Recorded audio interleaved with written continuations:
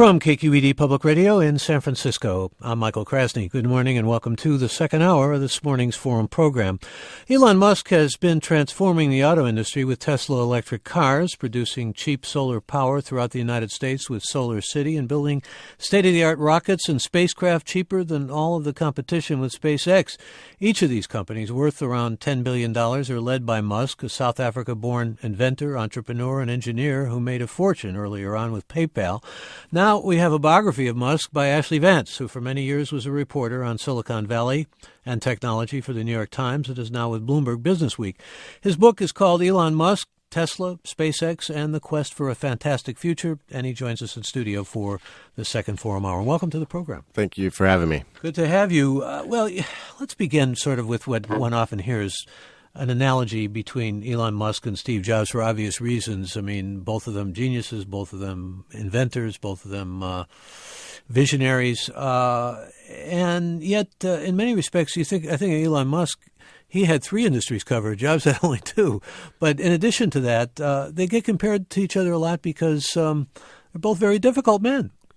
Yeah, I think the biggest comparison would be around their personality. You, especially for the employees, you can be a hero one day and a zero the next.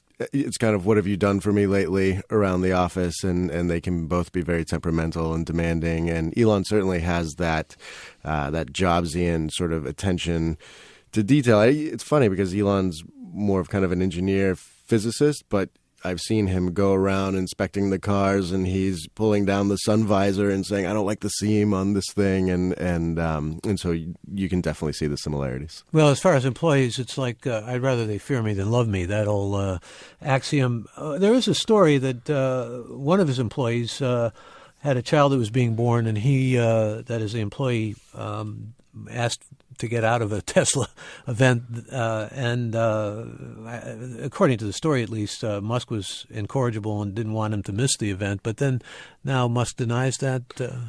This comes from my book, the quote from this employee, and then Elon did subsequently deny it on Twitter. The one frustrating thing is that it's about 10 words in the book, and it's kind of blown up and taken a life on its own. I completely stand by my reporting. It took place during a very difficult period for Tesla. It was 2008, and the company was basically on the verge of bankruptcy almost every day, and it was all hands on deck. You were sort of on call basically as an employee, and employees were helping. They were turning back their salary to help the company make it through. And so I don't think Elon goes around today asking people to miss the birth of their children, but during this very difficult period, this was the type of thing that happened.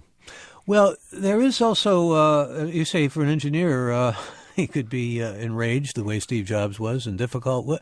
How was he in terms of, get a picture of his personality and maybe his origins and everything before we get into these amazing accomplishments that he's been associated with. But when I had Walter Isaacson on, who was a biographer of Steve Jobs, I asked him, did Steve Jobs give any money that we know of to the impoverished or to people in need or causes that were philanthropic? And Isaacson, who had complete access, and you had pretty much complete access to Elon Musk, didn't have the answer to that. Do we know, even anonymously? I know he gave a lot of money for robotics, but I'm talking about charities or philanthropy here.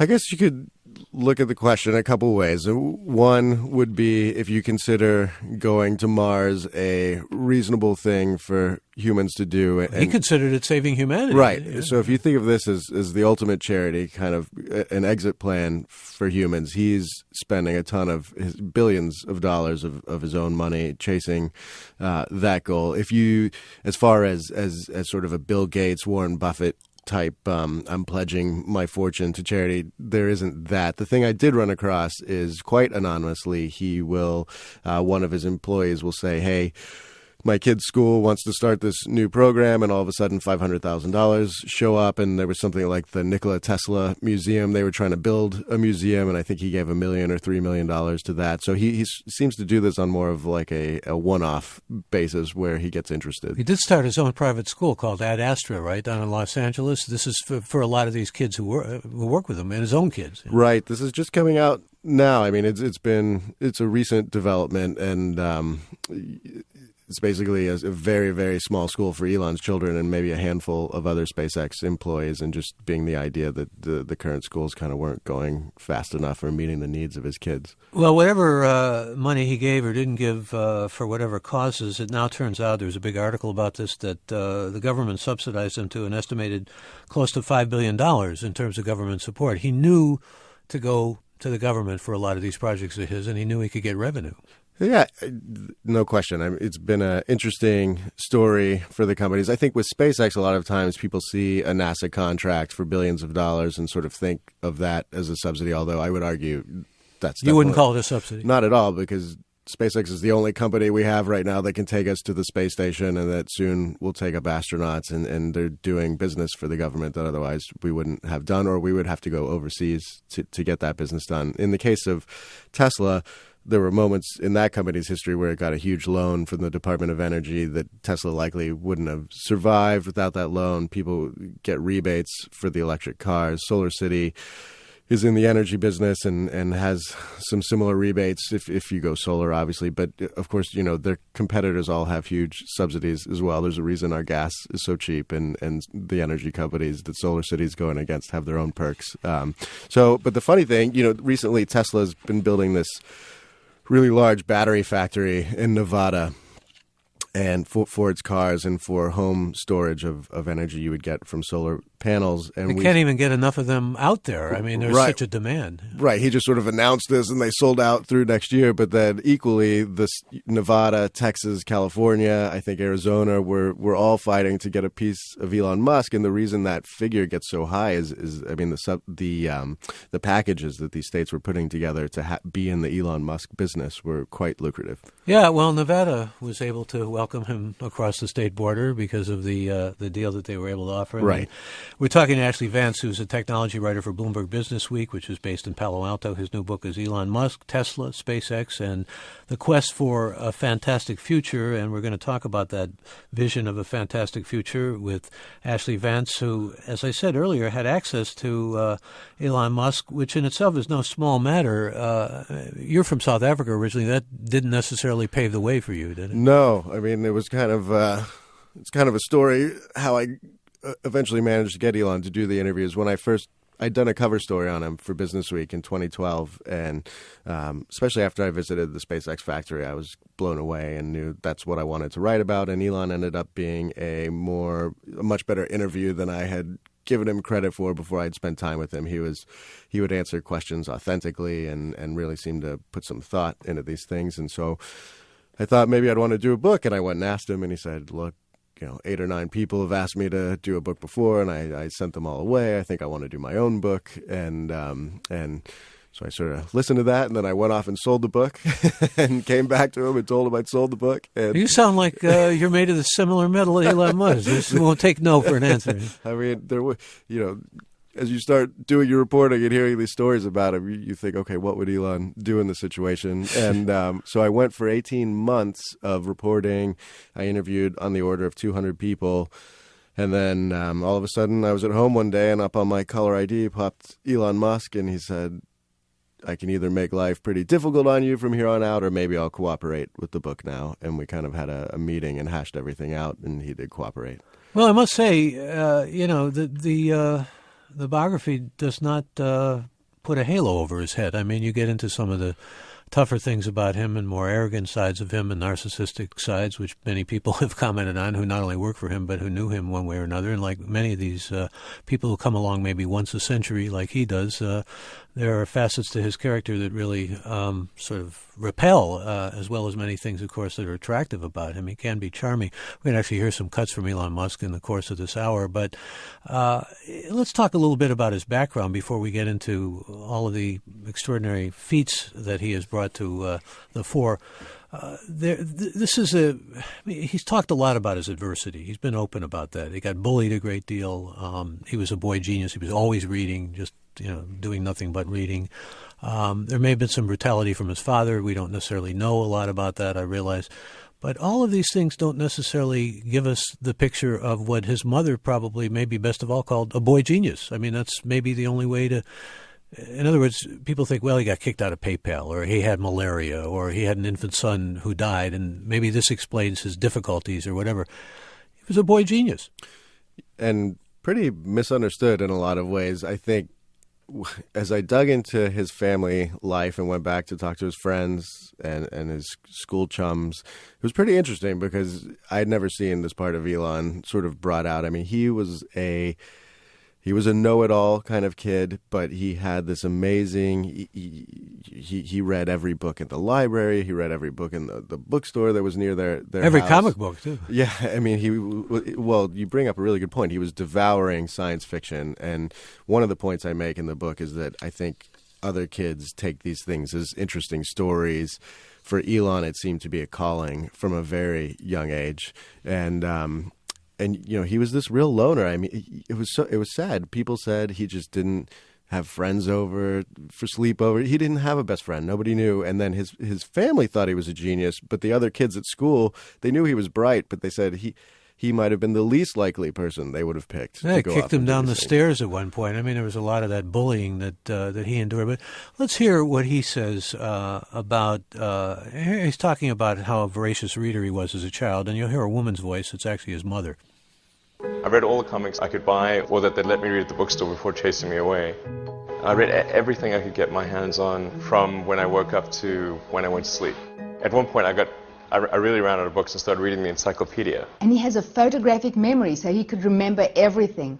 Anytime I had a question, my daughter Tosca would say, "Call Genius Boy." Oh, there it is.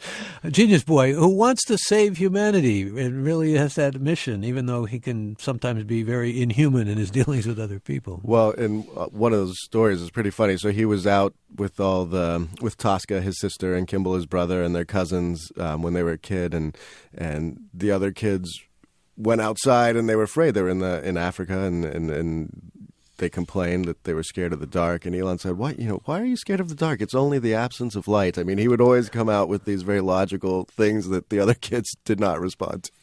Well, also, you capture the sense of a man, maybe a genius, but has great insecurities, and ultimately, from your way of thinking, he's like a general. I mean, well, which general? his ex-wife, Justine, she always thought of him as an Alexander the Great, Genghis Khan type figure. I think of him. We were talking about Steve Jobs earlier. To me, he's almost a little bit more like Edison, where he assembles these armies of engineers within this one giant building at SpaceX or Tesla, and then seems to have an actual knack for taking their products and turning them into commercial things. And these people follow him with a zeal that, if it's not a general, it's on the order of sort of a deity. I talked to people who would be fired by Elon and still looked up to him and sort of worshipped him, and they work harder and devote more of their life to him than a normal employee does. But there's real leadership qualities there. I mean, one absolutely. has to concede. Yeah. Absolutely.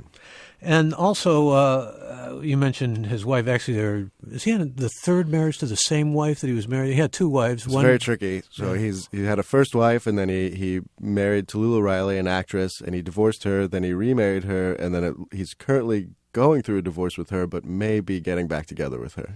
Some of the stories of, which divorce was it where she went and discovered that her credit card didn't work anymore, and that was the first wife. His way of saying we're getting divorced. Right. Didn't he also say at one point, how many hours do I need to devote to a woman? 10 hours, he figured, in this mathematical calibrated brain of his. That comes from the book as well. I caught him between divorces, and he was trying to get back on the dating scene, and I asked him how that was going. He said, I just don't have enough time. How many hours does a woman want a week? Well, let's talk about the accomplishments because they are pretty extraordinary. But before we do, why is he so afraid of artificial intelligence? I mean, just like he wants to colonize Mars, what does he think, the robots are going to take over? He's invested a lot in robots, too. Well, he seems to have he's one of this group of people that really believes the technology is advancing more quickly than we might think, and that really we have no proper safeguards put in place if it does start advancing on its own. It's pretty funny because he's very good friends with Larry Page at Google, and Elon splits his time between LA and Silicon Valley, and when he's in Silicon Valley, he doesn't have a home, so he either stays at a hotel or at friends' houses, and so he'll sleep over at Larry Page's house, and he thinks Larry is a good-hearted human being, but he thinks Larry may well be creating something that will destroy mankind by accident, and Elon's been investing in AI companies to keep an eye on them, and now he's starting to write papers about this. He's very afraid of it. Well, he's got a lot of visions about the future, not only colonizing Mars and artificial intelligence, but solar cities, vision of a solar future. Obviously, Solar City is behind that to a great degree, and other kinds of energies.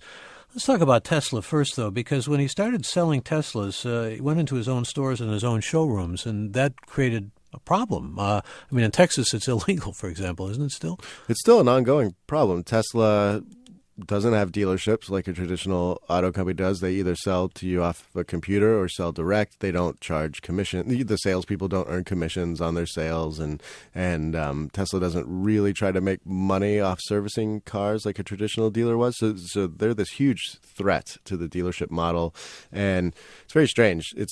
These laws are sort of state by state, and so in some states Tesla's been able to set up dealerships. Other states they've been blocked, I guess all these rules date back to the early days of cars when the car manufacturers would sort of take advantage of the car dealers. But the car dealer groups are supporting deregulation now, I think, aren't they? Some of them are, but like you see in Texas where the car dealer lobby is blocking Tesla.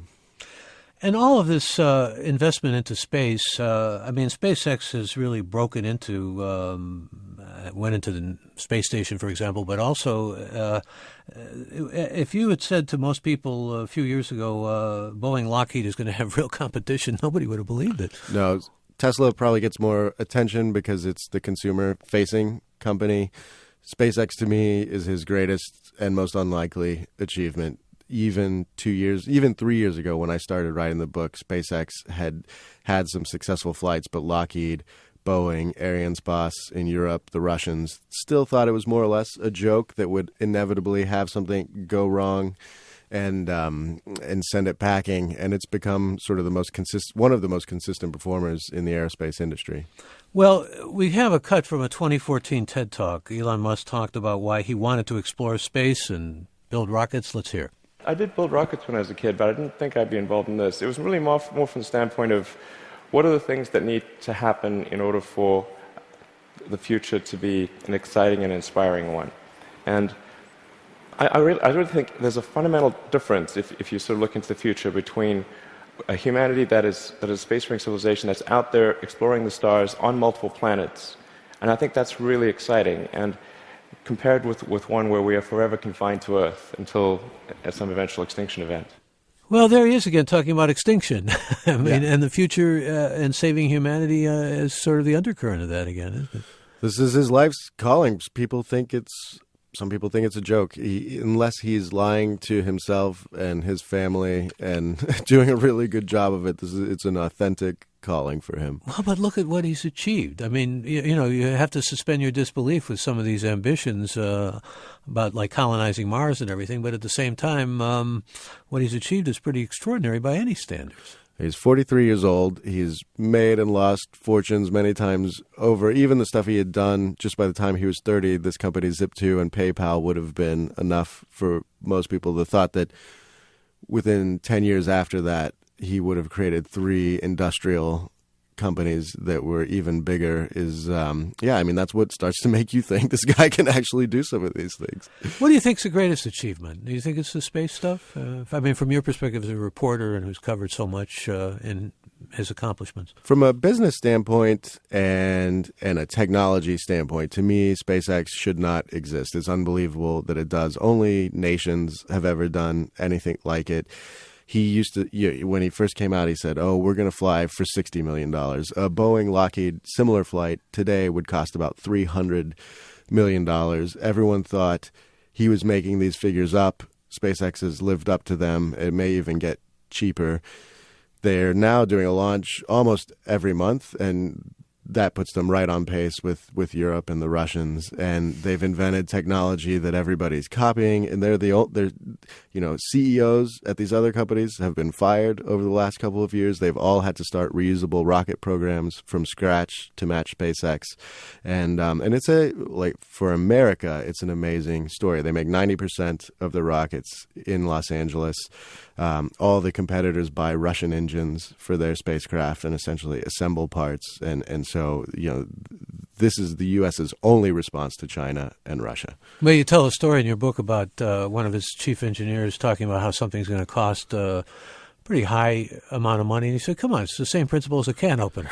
Yeah, there's a couple times he does this in the book that are, I think, really funny. This thing is like an actuator, just sort of a device to turn something on or off on the spacecraft, and people are used to them costing $50,000 or something like that. And Elon says, I'll give you $5,000, and this guy has never built one before, and so he has to figure this out. There's another guy who comes in, and Elon says, I want all of the electronics in the rocket to cost $10,000. And this guy had been working at the Jet Propulsion Laboratory in Pasadena, and he says, Elon, it would cost $10,000 to have a lunch to talk about these electronics at JPL. Talk a little bit, we're coming up at a break here, but about the Hyperloop. Where do we stand on that? And, we're going to actually have San Francisco to L.A. in 30 minutes, thanks to Elon Musk. Well, this goes to the point you were making before. When he first announced the Hyperloop, I think a lot of people stood up and said, here's Elon Musk announcing another crazy thing. And since time, it's at least gained traction from a business standpoint. Elon's building a test track in Texas that'll be about 5 miles long. He doesn't want to commercialize it himself right now, so other groups would be able to test the track. And then there's a company, Hyperloop Technologies, that is looking to build a track from LA to Las Vegas, and they have $50 million in funding. Well, we also have a lot of people who are no doubt interested in Elon Musk or want to go on the record here and maybe make comments. I invite you to do that. We involve you, our listeners, and this becomes interactive. You can join us now at our toll-free number. That number, 866-733-6786. Please feel free to join the program. Again, it's toll-free, 866-733-6786. You can also email us, forum@kqed.org. Some thoughts from some of you, our listeners, about some of these wild ideas, some of them brought to fruition and maybe moving toward fruition by Elon Musk, talking about the man, his work, and really the extraordinary accomplishments he's brought to bear. You can also, of course, make questions or comments available to us by going to our website, kqed.org/forum. Simply click on this segment or tweet us. Our Twitter handle is @KQEDforum. And you can also go to our Facebook page. Many ways to join us with Ashlee Vance, who is technology writer for Bloomberg Business Week and also the author of Elon Musk, Tesla, SpaceX, and the quest for a fantastic future. This is Forum. I'm Michael Krasny.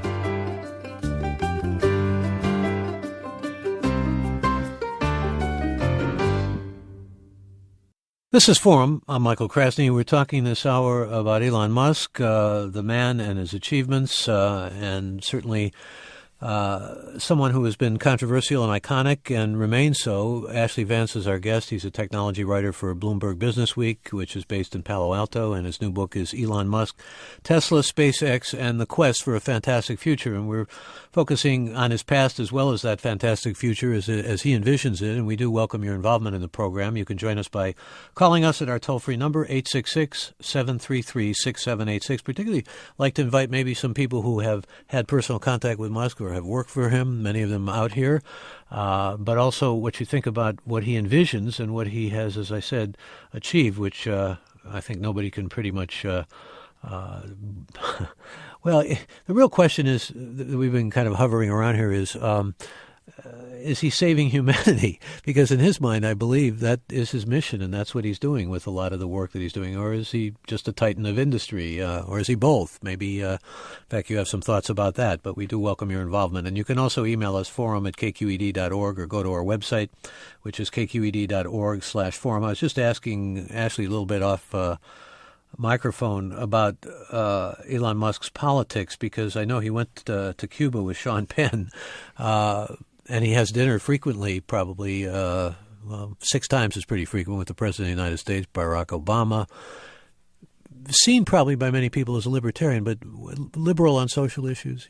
Yeah, I think he's liberal on social issues. I think he seems to have these ties with Obama that can rub some conservatives the wrong way.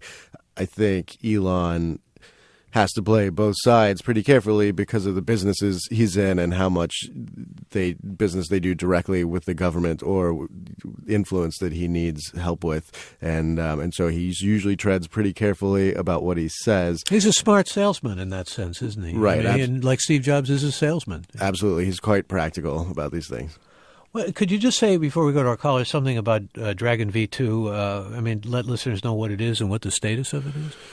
Yeah, SpaceX plans to take people to the space station. That's kind of their next goal. They've been doing these resupply missions, and so Dragon is the capsule that they've been using to take supplies to the space station, and then Dragon V2 is the next version of that, and it's this very updated look at what a capsule. It does not look like your 1960s sort of. It's got a drop-down touchscreen display and these fancy seats and interior.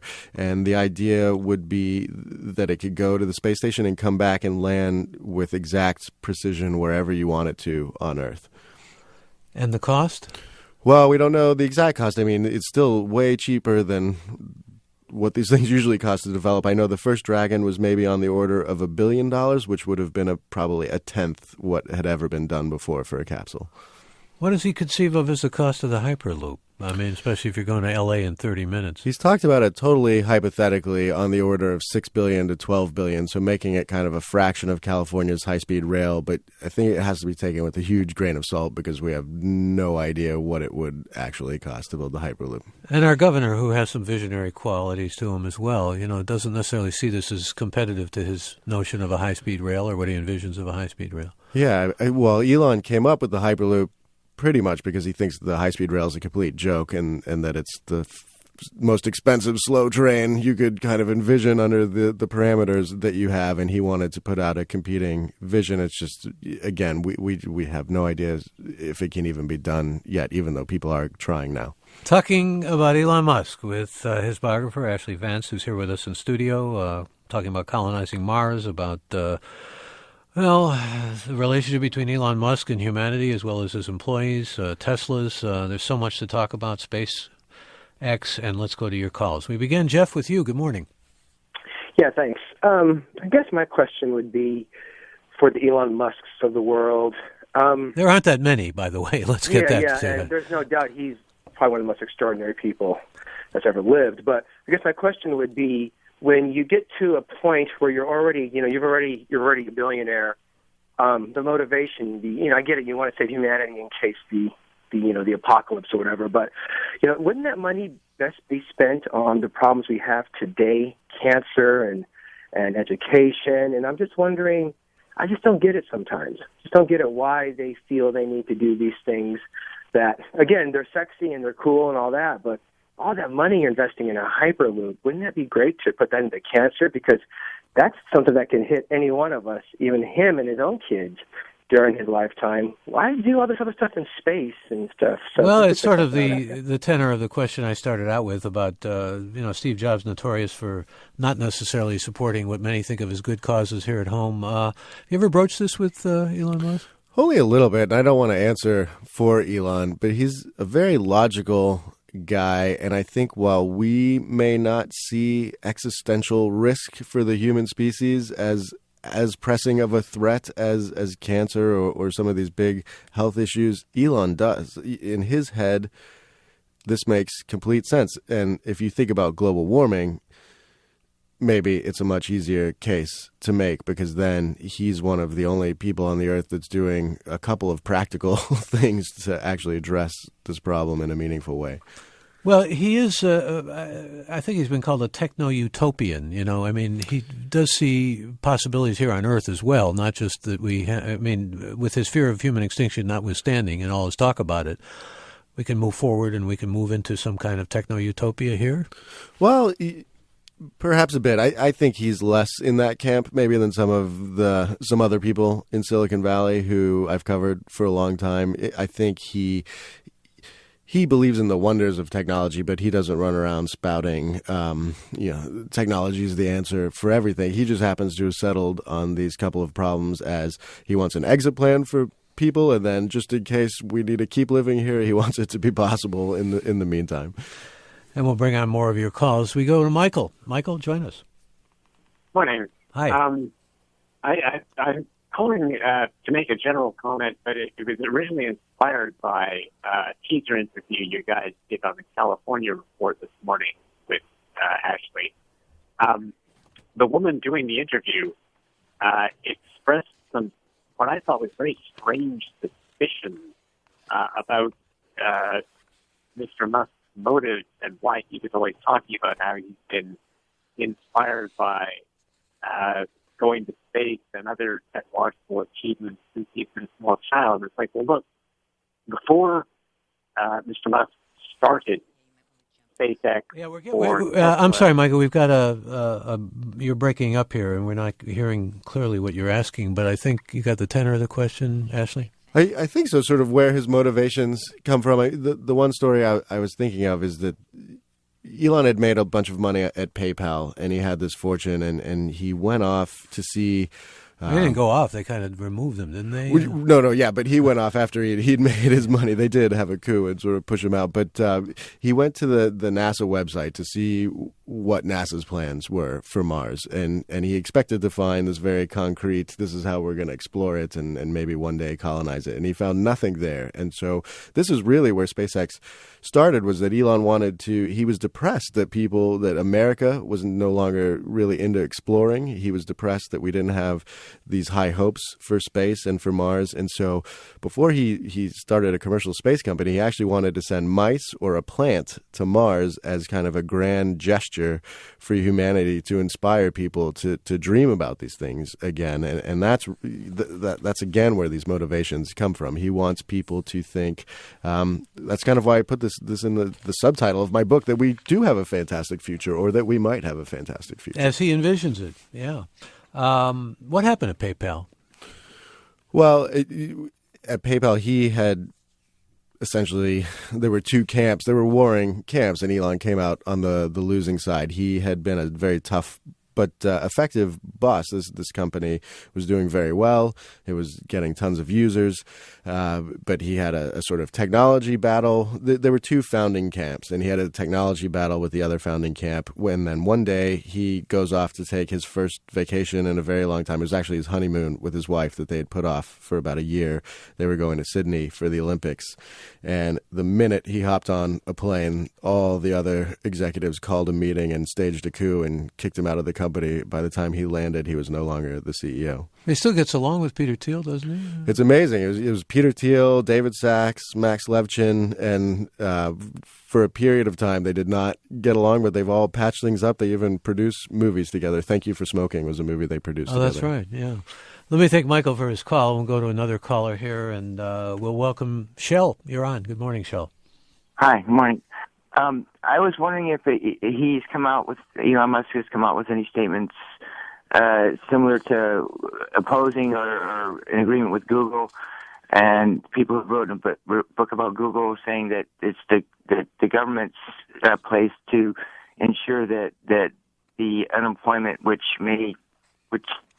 is going to occur with future manufacturing processes, that the increase in unemployment will not be drastic.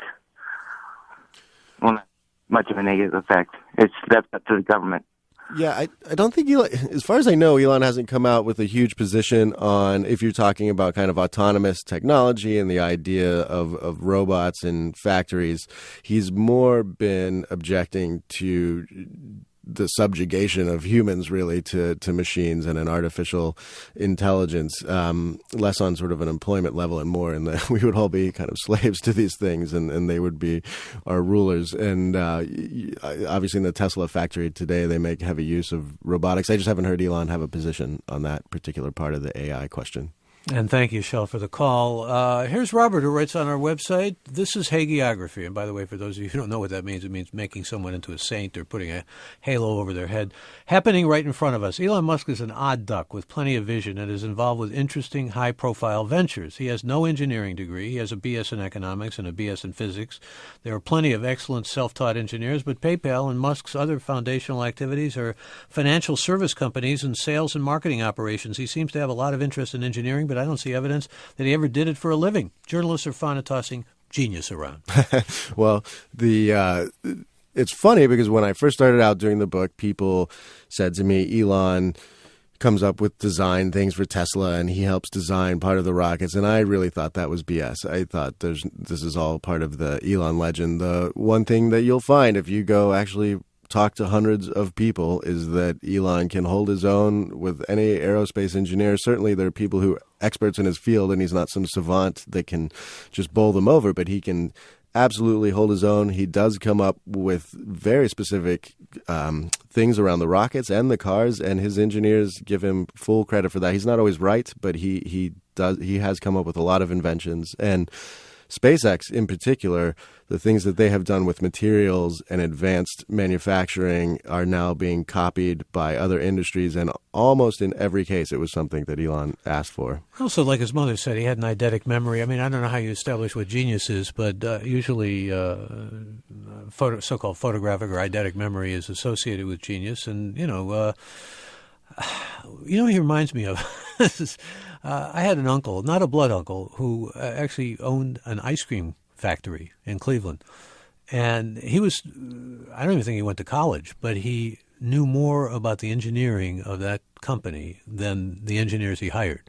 I mean, it was just that kind of mind he had. And I would call him a genius, Elon talks about this in the book a little bit. He compares his brain, in a computer, there's the CPU, which does the math calculations, and there's the GPU, the graphics processor, which is the stuff that makes the video games and the movies look great. And Elon thinks he has sort of the equivalent of a GPU in his head. He seems able to hold images in his head and sort of manipulate them in 3D and know how things are going to interact and see the physics kind of in an innate way. And I thought this was complete BS until I talked to so many people, that even people who do not really care for Elon, who back this up. And I certainly don't want anyone to think the book is hagiography, because I tried to tell all sides to this, and there are pluses and minuses. This listener writes, let's face it, as much as Steve Jobs is now revered by everyone, including myself, the impact that Elon Musk will likely have on civilization will overshadow my iPhone 6, iPad, and Mac like Everest does to Mount Tamalpais. This is the big debate. People always want to know is who's better between Elon and Steve Jobs. It's such a difficult thing. On one hand, Steve Jobs makes consumer products. On the other hand, he's put a computer in all of our hands with all the world's information. I mean, I couldn't even get around a city without this device. I think certainly you can make a case that if Elon is still to be determined. I mean, he has to get a mass-produced electric car that everybody can afford out. He's got to get the reusable rockets to totally change the economics of space travel. If he does those things, if he has some significant impact on global warming, then okay, I think you can start making the case for Elon on that one. Well, let me read some more comments. Here's a Facebook comment from a listener who writes, I just finished this book. It's a good one. Gives a balanced perspective. I'd like to know more about Elon, but I'm pretty sure I would not enjoy working for him. Another listener writes, I would never buy a Tesla car on principle. I've watched a number of accolade-filled videos about Elon Musk, which seem to have been deliberately scattered around the internet by a public relations firm, and that always describe him in the best possible terms, as if he were text equivalent to Vladimir Putin. These videos are thinly veiled propaganda disguised as journalism, and meanwhile, I observe a definite trend in his personality affecting his work and personal life of throwing people under the bus. This is not a virtue.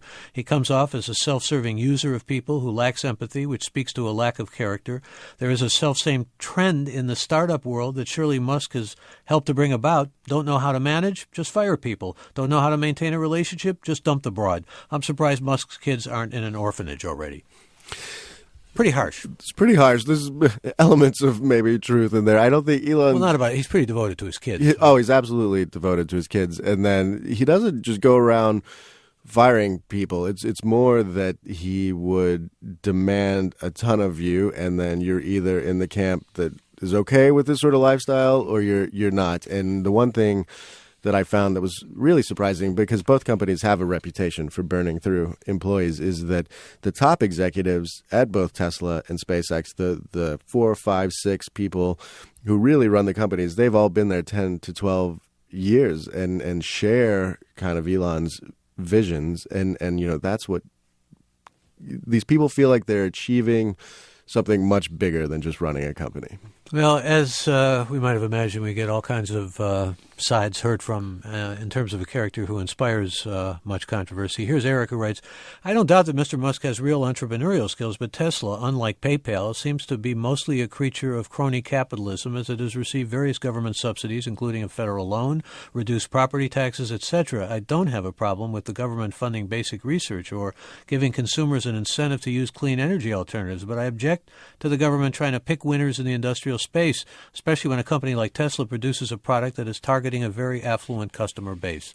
Well, this is the big knock on Tesla, and it's a fair one right now. They make a car for rich people, and the point is not that the point that Elon would make is not that this is where the company wants to end up. This is where they started. Just like any technology begins, the computer was very expensive, and then eventually you make cheaper and cheaper models over time. And so the goal has always been to get to this less expensive model. And the other thing that I would point out, not that I'm here to defend Elon, he can do that himself, but if you look at not only what Tesla has built with the electric car and making that an interesting thing for all car makers now to get into, he's built this charging network of charging stations across the United States, Europe, and Asia.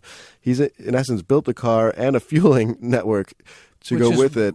Which is what a lot of those who are advocating hydrogen should be used instead of fossil fuels were saying there needs to be. Even Schwarzenegger when he was governor. I mean, if you're saying, he got a government loan to go along with this, I mean, this is unprecedented what he's doing government scale things. A lot of listeners are talking about this. I know you didn't like the S word, subsidies word, but they are. Let me just read one more email here, and then I want to get to a caller who's right on point. Rich says, you have to admire a guy who can get enormous taxpayer subsidies to build these cars to start with, and then get the taxpayers to grant even more tax credits to subsidize rich people in their purchases. On top of that, he claims emission-free on the back of each car when sold, in spite of the need to plug the thing into a power source with emissions. Quite an operator, this fellow. He's gifted. Let me bring a caller in. Mike, join us. You're on the air. Yeah, hi. I understood that he had a network of swap-outs batteries for electric cars in Israel, and you just touched on it briefly, but it seemed like a great idea. Do you know how that's working out? You kind of just go in, swap out your battery, get a new one, and be on your way. Yeah. There was a company called Better Place that was building that in Israel, and they raised, I want to say, on the order of $1 billion, and then basically have folded. And if they haven't filed for bankruptcy, they're near bankruptcy. And Tesla is now the only company that's kind of building swap-out stations. So the possibility here? Well, Tesla has said that they want to build these swap-out stations. When I've talked to Elon, though, what he's telling me now is that the range is getting so high on the battery packs, Tesla thinks they're going to get to 500 miles of range, that the need for kind of an instantaneous swap-out at these charging stations becomes almost a moot point at that stage. We got these power pack batteries, though, that he says, the need for them is crazy, beyond control. This is on the houses, too. Yeah. Right. So Tesla now is this very strange creature that's not only making cars, but is making battery storage for homes and offices. And so if you have solar panels, you store the excess energy in here so you can run at night or during periods when you want to pay less to the grid. And after he announced that, they sold $800 million worth through 2016. Let's go to more calls. Bill, join us. You're on. Hi. If you would bear with me for a second, I'm going to describe a kid's experiment with a little red wagon. Let's say a boy stands in the wagon, holds baseballs, throws them to the rear, and the wagon goes forward. This is the equivalent in principle of the reaction engines that have been used up until now, including nuts. With reaction engines, and he's done a remarkable job in improving efficiency, you can get to orbit. You may be able to get to the moon. Certainly, with great effort and time, you can get to Mars. But you will not go to the end of the solar system, even to Jupiter, with that technology. What is needed is new physics, and that is never discussed.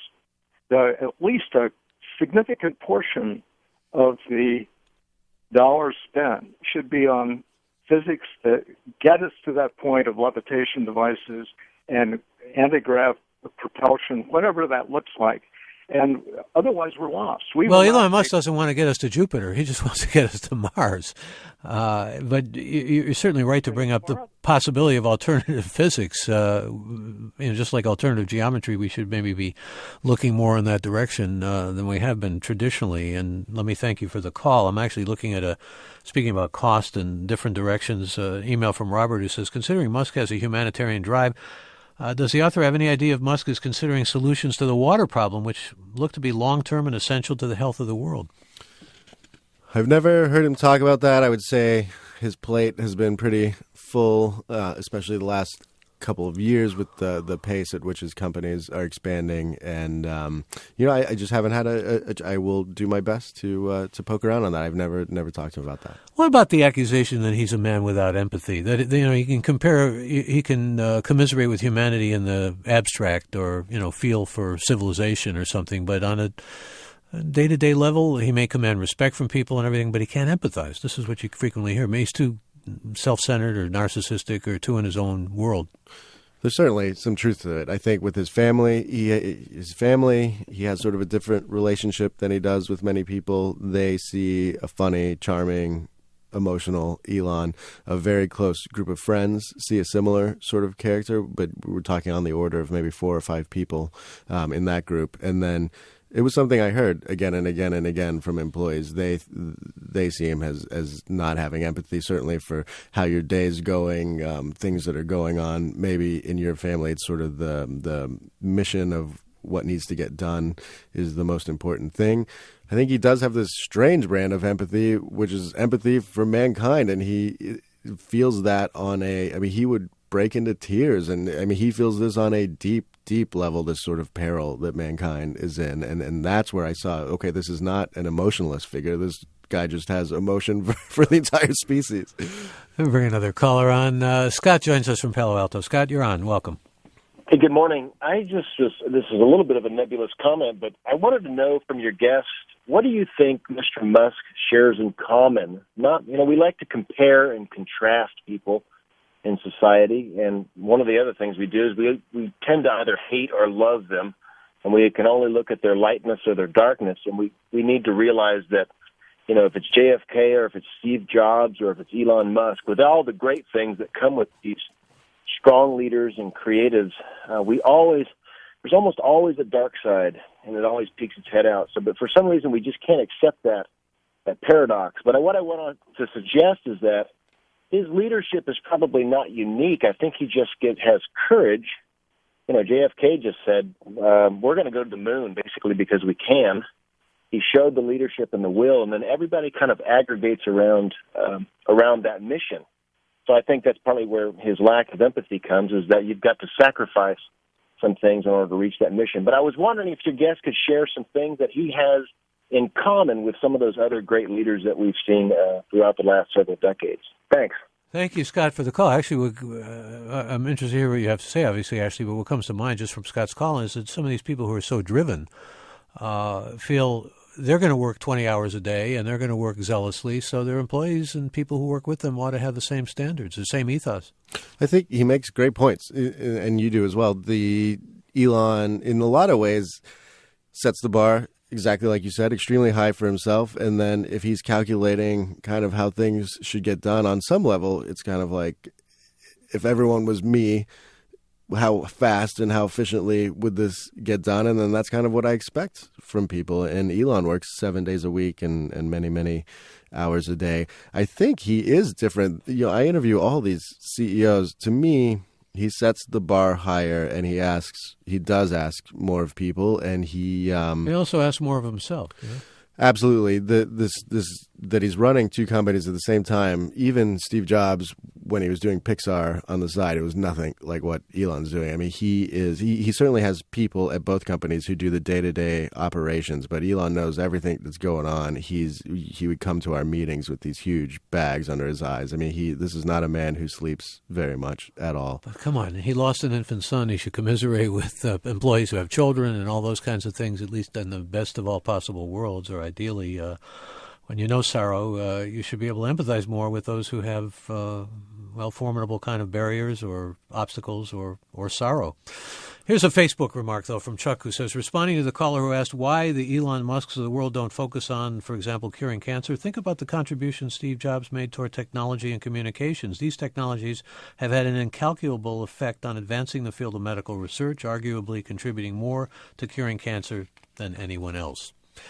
And Sean writes on our website, I think it's a good thing that we're going to SpaceX and private companies to send people to the ISS, the initial International Space Station. This frees up NASA to go to Mars. I think that Musk means well, but I don't think private companies can yet get to Mars, not before the government. No way. the SpaceX will get to Mars before NASA does, I'm pretty sure. Well, the book, again, is Elon Musk, Tesla, SpaceX, and the Quest for a Fantastic Future. The author, Ashlee Vance. Good to have you with us. Thank you. Thank you.